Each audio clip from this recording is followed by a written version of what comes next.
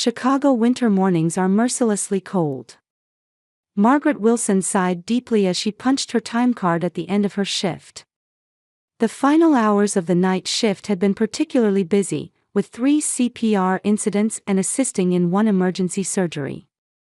The hospital ward's nursing station was filled with early morning hustle and bustle.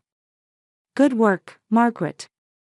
We're so thankful you were here today," said Susan Chambers, the night shift head nurse, patting her shoulder lightly. Margaret smiled back. Working at Chicago General Hospital for 10 years, she had become a trusted presence in the emergency department of this large medical center. "Thanks, Susan. We managed to get through it somehow." In the locker room, Margaret changed out of her nurse's uniform into a soft sweater and jeans, then checked her cell phone. There was a message from her husband, James. "Heading to work early this morning. Could you take Ryan to school? Abby was up late last night, so it might be better not to wake her. Love you." Margaret responded to the message with a slight sense of unease. "Okay.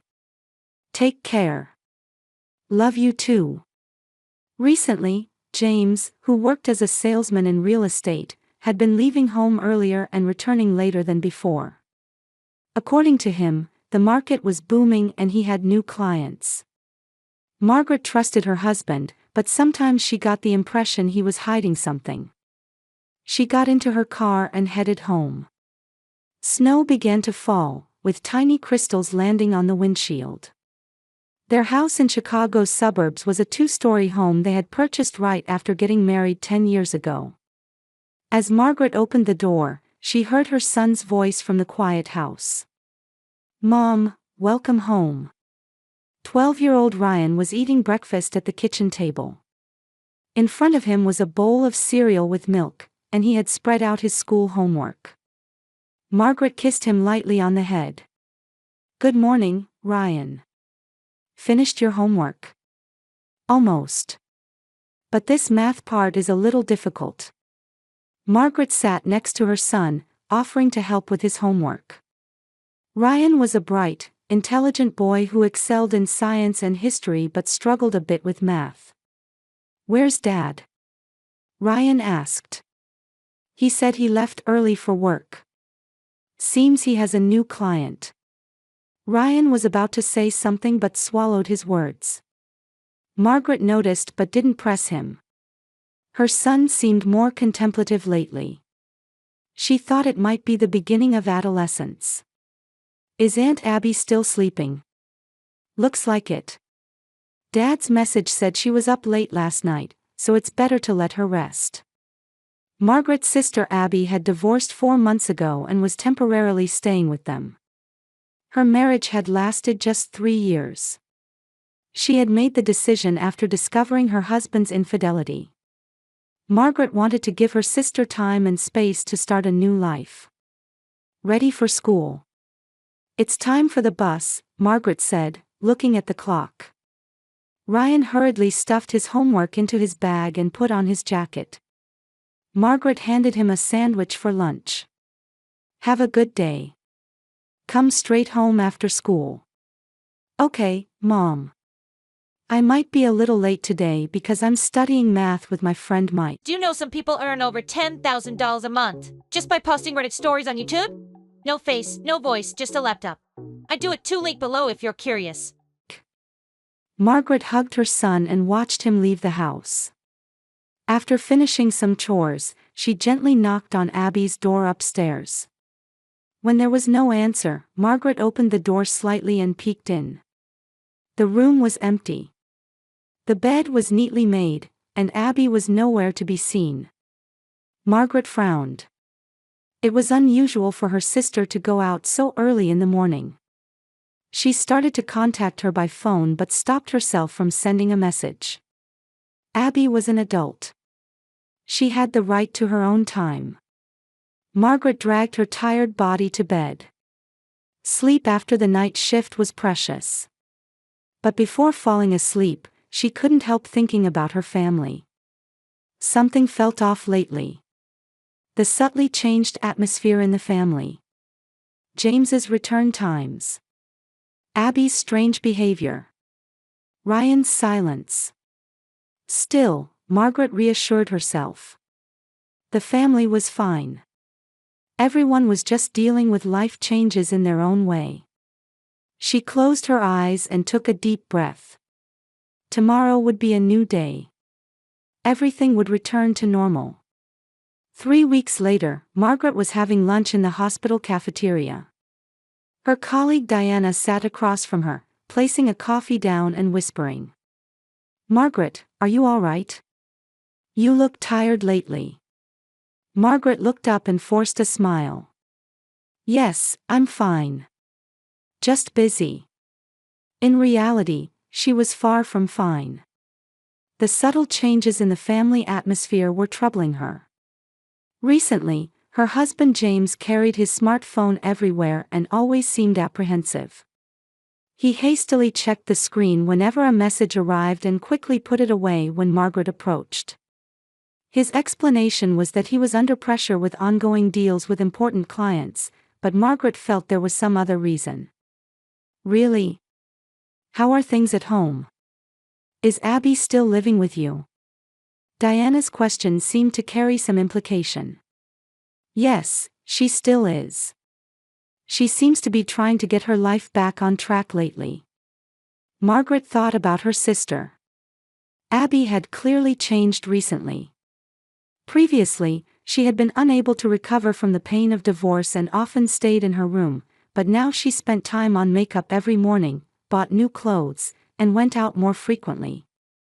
When Margaret asked, "Has something good happened?"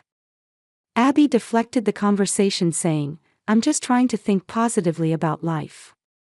Margaret looked into Diana's eyes. "Do you know something?" Diana shifted uncomfortably in her chair. "No, not really. I'm just concerned." Margaret sensed that there was truth hidden in her friend's words, but she didn't pursue it further. She remembered Ryan. Her son had changed too.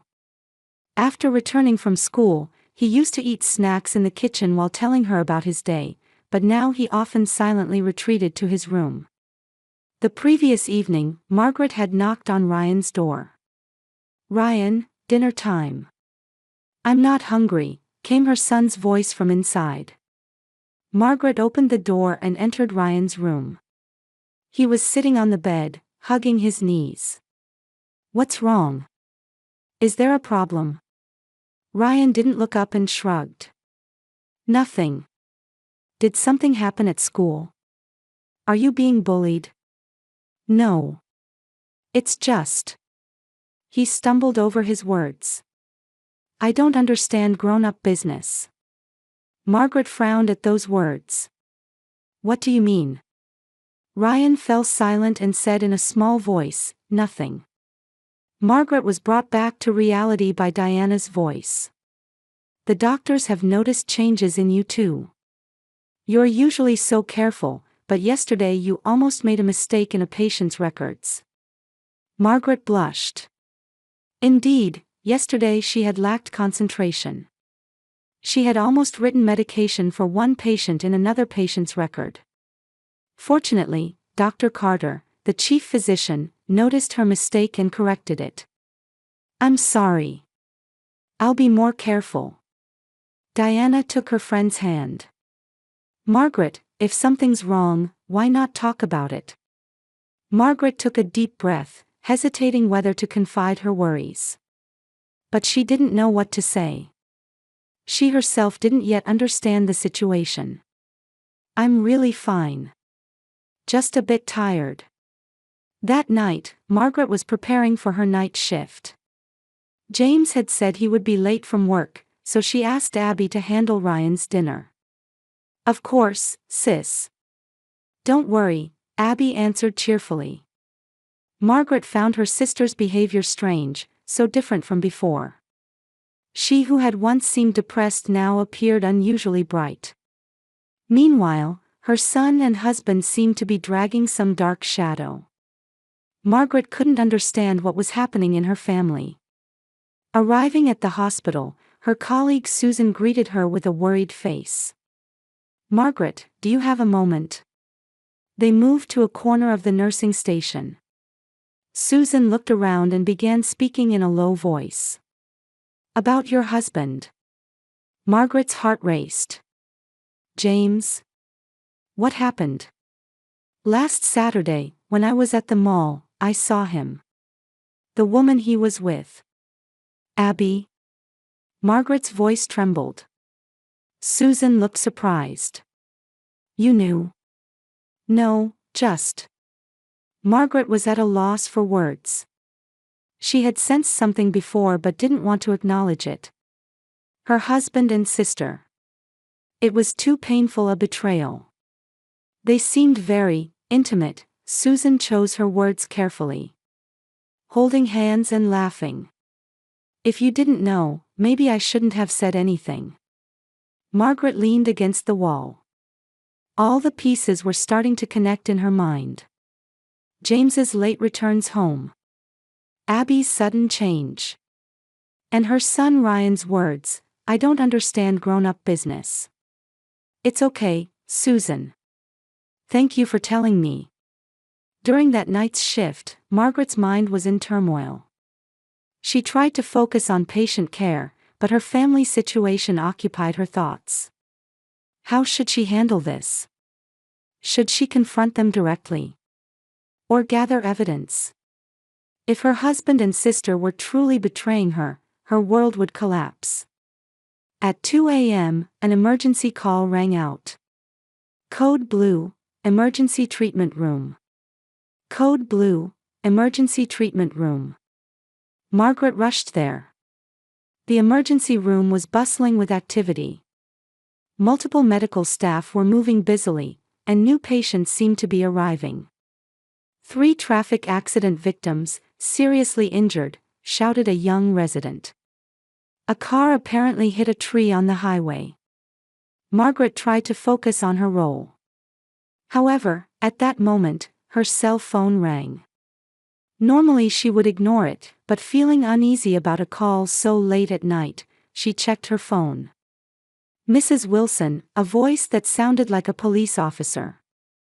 Your husband, sister, and son have been in an accident. They're being transported to Chicago General Hospital now. Margaret's world stopped. I'm there now. She hung up and walked to the emergency room on trembling legs. Margaret's feet moved as if they weren't her own. She pushed open the doors to the emergency room. It was overflowing with medical staff, tense voices, and machine warning sounds intermingling.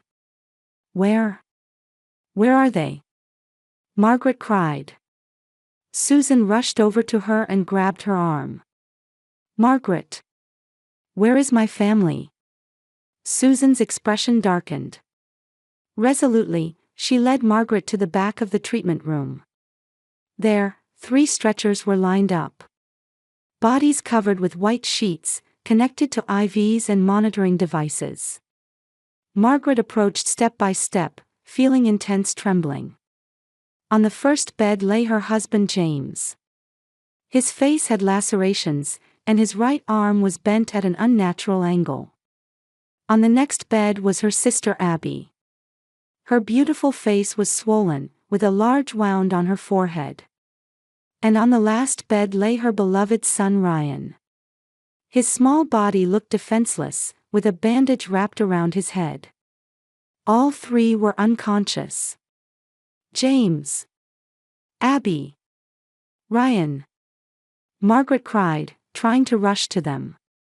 But Dr. Carter, the chief physician, stood in her way and quietly stopped her. Margaret, calm down. Your family. It's better not to see them now. Margaret asked in a trembling voice, why? How are they? Dr. Carter said with his head down, we'll explain everything when the police arrive. Blood rushed to Margaret's head. Police? Why police? Isn't it just an accident? At that moment, the treatment room doors opened, and 2 uniformed police officers entered. One was an older man, the other a young woman. Mrs. Wilson. I'm Detective Johnson. This is my partner, Detective Lee," the older officer introduced himself.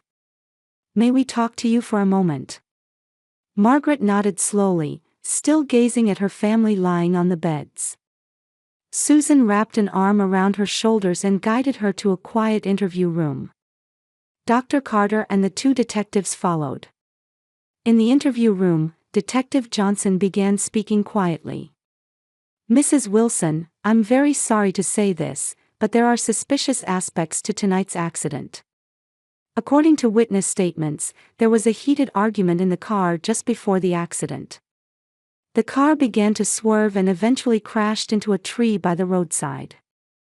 Margaret tried to understand the words. "An argument? Between whom?" "We don't know exactly yet. However." Detective Johnson paused as if choosing his words. "Is there something you're hiding?" Margaret's heart pounded. "Your husband's smartphone was found at the accident scene." The screen displayed a message. Detective Lee took out the smartphone from an evidence bag and showed it to Margaret. There was no passcode on James's phone. The message app was open with a message to Abby. "Tonight, let's tell Margaret everything. We can't keep hiding it. Now that Ryan knows, it will only destroy his heart if we continue like this." Margaret was speechless. Blood rushed to her head, and her ears rang. All the pieces connected. Her husband's late returns. Her sister's changes. Her son's behavior. Before her eyes, her family's secret was revealed. "James and my sister." She choked on the words. Detective Johnson quietly nodded. "Our investigation shows that your husband and sister were having an intimate relationship. And it seems your son witnessed it. We believe they were trying to have a discussion tonight." Margaret's world crumbled. Strength left her body, and she collapsed into a chair. The betrayal of her husband and sister. And the weight of the secret her innocent son had been carrying. "Their condition?" she finally managed to say. Dr. Carter stepped forward. "They're all stable. However, there was impact to their brains, and they're currently in comas. Your son in particular had a strong impact to his head, so the next 24 hours are critical." Margaret closed her eyes. Tears streamed down her cheeks. My son, he knew. To think he was carrying such a burden alone. Detective Lee quietly said, "This was found in your son's backpack." She took out a folded piece of paper. Margaret took it and opened it. It was a page from a diary written in Ryan's childish handwriting. "Today I saw Dad and Aunt Abby kissing in the kitchen. I don't know how to tell Mom. Dad asked me, 'This is grown-up business, please don't tell Mom.'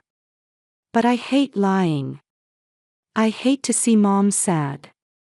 What should I do?" Margaret clutched the paper to her chest and sobbed loudly. Her heart was torn. Worry for her loved ones and anger at their betrayal. Most painful of all was her son's suffering. A boy of just 12, forced to carry adult secrets, she couldn't bear it. "Let me see them," Margaret pleaded with tear-blurred eyes. Dr. Carter hesitated. "Margaret, will you be able to see their condition calmly? I'm a nurse. And, they're my family. Even if they betrayed me." Dr. Carter nodded quietly and took Margaret back to the treatment room. She first went to her son's bed. She took Ryan's small hand and gently squeezed it. "Mommy's here, Ryan. Please wake up. Please," she whispered. "You were so brave. But you don't have to carry such a burden anymore." Next, she went to her sister's bed. The sister she had been close to since childhood. The sister who betrayed her. Margaret's heart was filled with conflicting emotions. "Why, Abby? We were sisters," she said quietly. Finally, she stood at her husband James's bed. 10 years of marriage. Memories with him. And now, the revealed betrayal. What were our vows? She asked. But there was no answer. Margaret turned to Dr. Carter. Please let me know when they wake up. Especially Ryan. I should be the first face he sees. A week passed since the accident. Margaret was in Ryan's hospital room, gazing at the morning sun streaming through the window. Her son was still in a coma, but doctors said there were signs of recovery.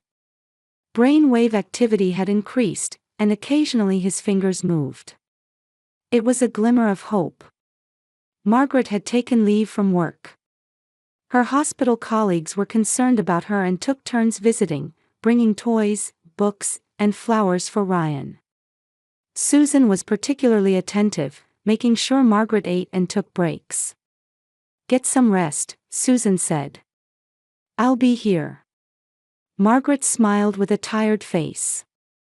Thank you. But I'm fine. I think I should be the first face he sees when he wakes up. Meanwhile, James and Abby had regained consciousness 3 days earlier. They had been moved to separate rooms, and Margaret hadn't tried to see them. However, today she decided. For Ryan's sake, she felt she needed to know the truth. Ryan, Mommy's going out for a bit. I'll be right back. She kissed her son's forehead and left the room. Walking down the hallway, Margaret's heart was in turmoil. Anger, sadness, and above all, the deep pain of betrayal. However, she tried to maintain her composure as a medical professional. Not to be swept away by emotions, but to know the facts. In front of James's hospital room door, she took a deep breath. After knocking, she entered to find her husband lying in a bed by the window. His face still bore injuries, and his right arm was in a cast. Seeing Margaret enter, his eyes widened. Margaret. His voice was weak. In the adjacent bed sat Abby. The swelling on her face had subsided considerably, but a large bruise remained under her eyes. Seeing Margaret, she lowered her gaze. Why? Margaret asked in a cold voice as soon as she entered the room. James and Abby exchanged glances and shamefully lowered their eyes. Margaret, let me explain. James began. At first it was just comfort. Abby was hurt from the divorce. Comfort. Margaret's voice trembled. Is having an affair with my sister comfort? Abby said through tears, Sis, I'm so sorry. This wasn't the intention. But when I realized. And my son found out, Margaret was shaking with anger. What did he see? How much do you think he was hurt? The truth was revealed. A month ago, Ryan had come home early on an early dismissal day from school. As he quietly entered the house, he heard giggling from the kitchen. When he peeked in, he saw his father and aunt embracing and kissing. Ryan froze. His father noticed him and hurriedly tried to explain. Son, it's grown-up business. Please don't tell Mom. Since then, Ryan had been suffering from confusion and guilt. He loved his mother but feared that telling the truth would destroy the family. He withdrew, lost his appetite, and couldn't concentrate at school. On the day of the accident, Ryan couldn't bear it anymore and declared to his father and aunt that he would tell Mom everything. A panicked James tried to persuade Ryan in the car, and Abby accompanied them. The heated argument in the car caused the accident. Because of your selfishness, my son became the victim, Margaret choked on the words. All he wanted was for me to know the truth. James wept. I won't ask for forgiveness. But Ryan. I never meant to hurt him. But he was hurt, Margaret said coldly. Because of you too. Abby looked up. Sis, how is Ryan? Still in a coma. but the doctors say there are signs of recovery. A tense silence filled the room. Anything from the police? James fearfully asked. It's being handled as an accident. Your driving mistake was the cause. Of course, the message on your cell phone is on record. James lowered his face. I've consulted a lawyer. I intend to start divorce proceedings. I'll pay sufficient child support and compensation to you and Ryan. It's not about money, Margaret said quietly. You betrayed 10 years of marriage and my trust. Sis, Abby said in a trembling voice. We don't intend to continue the relationship. It was a mistake. But we never meant to hurt you. Margaret stared at Abby. The sister she had grown up with since childhood. The sister who had cried with joy at her wedding. And now, the sister who had taken her happiness. You made your choice. And I'll make mine. A new life for Ryan and me. She said nothing more and left the room. In the hallway, she leaned against the wall and took a deep breath. Suppressing her anger and sadness, she returned to Ryan's hospital room. As she entered, doctors were gathered around her son's bed. Margaret's heart nearly stopped. What happened? She cried. Dr. Carter turned around, and surprisingly, he was smiling. He's awake, Margaret. Margaret rushed over. Ryan's eyes were open. He looked weak and confused, but definitely conscious. Ryan. Margaret took her son's hand. It's Mom, do you understand? Ryan nodded slowly. Mom. His voice was hoarse. The doctors continued their examinations and eventually left the room. Dr. Carter stayed back last and explained to Margaret. It's miraculous. There's no significant damage to his brain, and he has a good chance of full recovery. Of course, rehabilitation will be necessary, but being young, his recovery should be quick. Margaret wept. This time they were tears of joy. Thank you, Doctor. After Dr. Carter left the room, Margaret sat beside her son. Ryan looked at his mother and trembled his lips.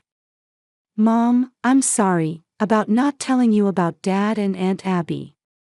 Margaret gently stroked her son's hair. You did nothing wrong. Instead, I'm sorry you had to carry such a burden alone. But it's okay now. Mom is here. Dad? Aunt Abby. They're both recovering. But, Ryan, life will be a little different from now on. We're going to become a new family. Ryan closed his eyes understandingly.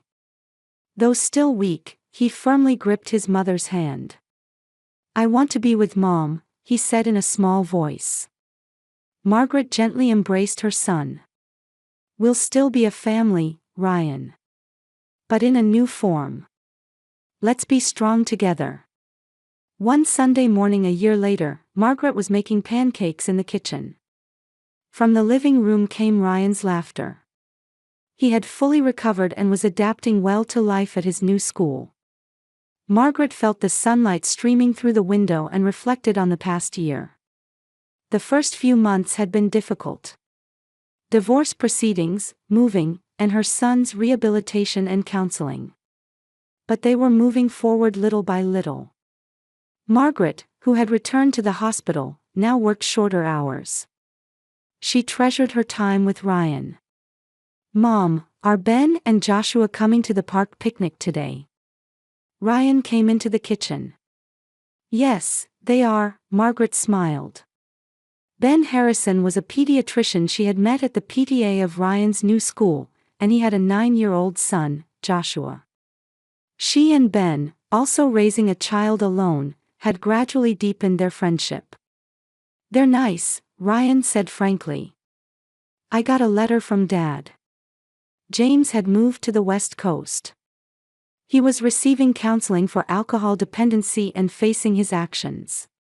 He wrote to Ryan once a month and occasionally called.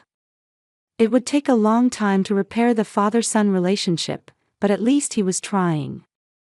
Dad says he started volunteer work helping children, Ryan said. Margaret nodded. That's good. As she was preparing dinner, the doorbell rang. Opening the door, she found Abby standing there with a bouquet of flowers. May I come in? She asked nervously. Abby had completed a rehabilitation program and started working as a counselor at a women's support center. She had sent Margaret several apologetic letters. 3 months ago, Margaret began writing short replies, and last week they spoke on the phone for the first time. Ryan, someone's here to see you, Margaret called her son. Ryan hesitated at first but soon rushed to Abby and lightly hugged her. How have you been? How's school? Abby asked. Margaret returned to the kitchen and made coffee. Repairing the sisters' relationship wasn't easy, but at least they were trying. She was surprised at herself. What once seemed unforgivable now seemed possible. It wasn't weakness, but strength. At night, after Ryan was asleep, Margaret opened her diary. Today, Abby came to the house. Something I couldn't have imagined a year ago. The wounds haven't completely healed, but we're moving forward. Life sometimes takes unexpected directions. But what matters, I think, is whether you have the courage to stand up after the storm. She looked out the window. A new moon was floating in the sky. The Chicago night was quiet, somehow peaceful. Tomorrow is a new day. And she and Ryan would overcome whatever days might come, together. Every ending is also a new beginning. Margaret etched this in her heart as she turned off the lights.